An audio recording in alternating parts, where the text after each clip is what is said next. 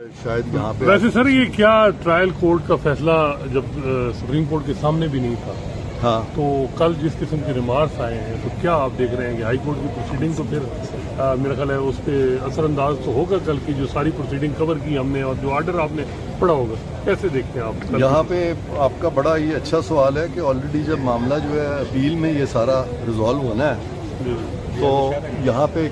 Collateral proceeding में एक ऐसा फैसला चैलेंज किया जा रहा है जिसके बारे में अपील लाए करती है, तो कोलैटरली आप चैलेंज नहीं कर सकते, वो भी इन प्रोसीडिंग्स में,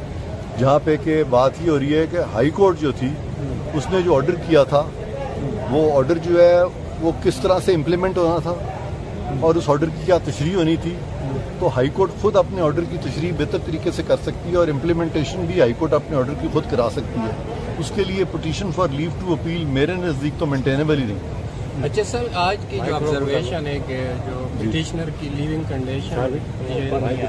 उस पर हम हुकूमत से जो है ना उनका स्टेटमेंट चाहेंगे, तो ये आप नहीं समझते कि सू मोटो है? और 184(3) में 185 में कैसे ऑलरेडी तो हाँ, मेरी नज़र से जो आज के केस का जो गुजरा है, उनका जो ऑर्डर है जिसमें उन्होंने नोटिस इशू किया है, नॉर्मली तो ये होता था कि लीव ग्रांट की जाती थी और रीजंस दिए जाते थे। तो यहाँ पे पैरा 3 है गालिबन, जिसमें कि रीज़न कोई नहीं दिया गया, बल्कि कहा गया है कि बहुत अहम क्वेश्चंस राइज हो गए हैं। तो सुप्रीम कोर्ट इस तरह से मेरे नज़दीक नहीं लिख सकती कि अहम क्वेश्चंस राइज हो गए हैं, बल्कि बताना चाहिए कि वो कौन से अहम क्वेश्चंस हैं और उसके बाद फिर नोटिस होता है। तो ये सारी चीज़ जो है ये मैं समझता हूँ कि सुप्रीम कोर्ट का जो एक हमेशा से जो एक तरीक़ाकार रहा है उससे हट के ये बातें हो रही हैं। इसको ना मैं अच्छा कहूँगा ना मैं बुरा कहूँगा, ये मैं आप लोगों पे प्रेस पे छोड़ता हूँ कि आप इसको इससे क्या तासुर लेंगे। ये जो कंप्लीट जस्टिस की बात है कि जी हम 187 में कंप्लीट जस्टिस कर सकते हैं, और मेरा ख्याल है जो जिस किस्म रिपोर्ट मांगी गई है ये भी वही है कि जी 187 को हम रेफर करके इस केस को सुन रहे हैं, तो क्या आप कैसे देख रहे हैं? आर्टिकल 187 को कुछ जज साहबान ने इस तरह से इस्तेमाल किया है जिस तरह वो कहते हैं ना, हाथी के पाँव में सबका पाँव। तो 187 को हाथी बना दिया कि जो मर्जी ऑर्डर कर दें।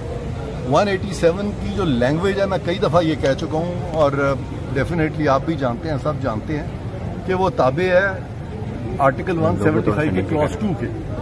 और वहाँ लिखा है कि किसी भी अदालत को बशमूल सुप्रीम कोर्ट के कोई ऐसा इख्तियार समाअत हासिल नहीं होगा जो कि उसको तफवीज़ ना किया गया हो कानून में और आइन में। तो लिहाजा 187 उन्हीं मामलात में आएगा जहाँ पे कि उनको दायरा इख्तियार है। लेकिन ये जो था, जिस तरह साकिब साहब थे वो उन मामलात में चले जाते थे जिसका कि ताल्लुक भी सुप्रीम कोर्ट से नहीं होता था, और वो 187 में गालिबन ओवर स्ट्रेच कर रहे थे। फिर उससे पहले भी कुछ